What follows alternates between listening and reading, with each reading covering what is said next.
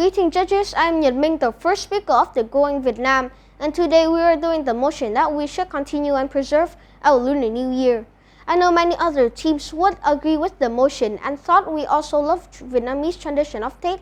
We do think that we need to have some changes, and therefore we choose the negative side and strongly disagree with the motion.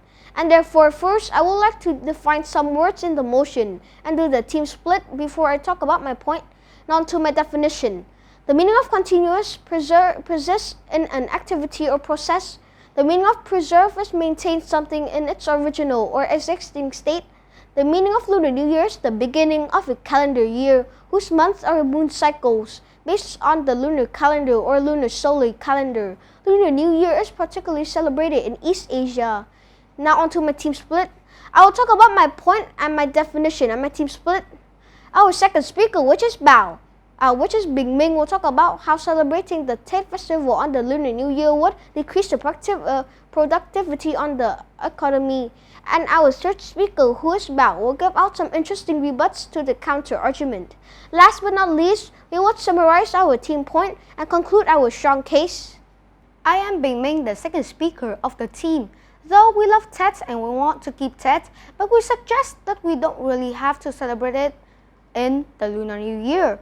The historian Dương Trung Quốc said that we celebrate the Tết holiday on the Lunar New Year because we used to be an agricultural country which mainly depends on rice farming, and the Lunar New Year is a break between two harvesting seasons. So, in the future, the dependence on the Lunar New Year would not bring much meaning if Vietnam becomes the industrial country. In contrast, if we continue to celebrate Tết on the Lunar New Year, which differs from the Western New Year, it will decrease the productivity of Vietnam's economy.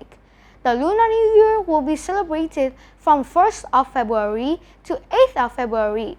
According to Shipbob.com, the consequences will be the economy will be affected by the closed factories and shops. During that 1 week, everything, including factories and shops, suppliers, will be closed and all business will be delayed for at least 1 week. And all production will come to a halt, and you won't be able to get in touch with factories until after the holiday ends, which would lead to massive loss for the business.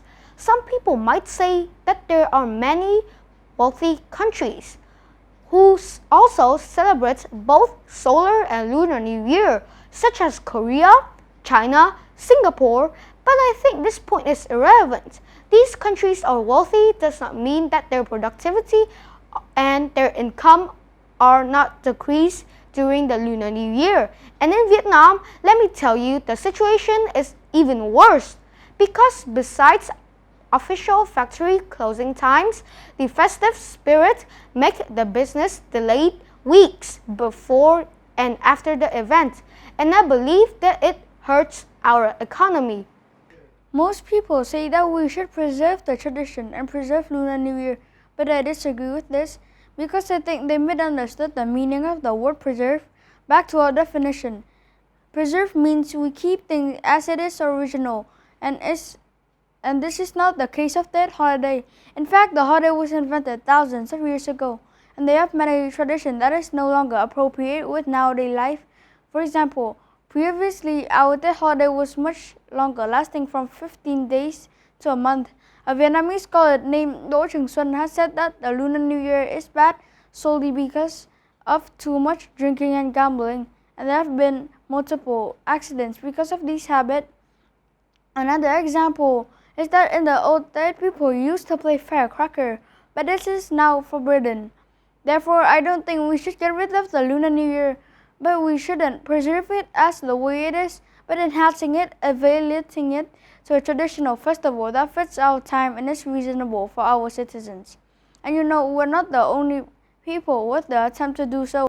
At the beginning of the 20th century, many Vietnamese scholars, such as Sir Mai Viên Đoàn Triển, in the book An Nam Custom, has already started to change the bad habit, such as burning a lot of votive paper to dead people, which cause massive waste and pollution. Therefore, by changing the tradition, we're actually refining it, elevating it, and retaining it in our daily life. In conclusion, we would like to sum up our team case when daring to challenge the preservation of the Lunar New Year. Our second speaker, Bình Minh, explained that in the future, Vietnam is no longer an agriculture country, so we don't have to celebrating our date on the Lunar New Year, as celebrating it on the Lunar New Year would lead to the productivity decrease. Then the third speaker of my team, Thiên Bảo, correct the misunderstanding of people about the work preservation and said that we should not preserve all customs of the Lunar New Year, but remove the bad customs and enhance the good customs. By that, we are actually refining it, elevating it, and keeping the tradition in our daily life. As the name of our team, which is the Growing Vietnam, we always have the growth mindset, and I would like to close our case with a quote. Change does not change the tradition, it strengthens it. Change is a challenge, an opportunity, not a threat, and it is our chance to strengthen our beloved date, which might not always be the Lunar New Year.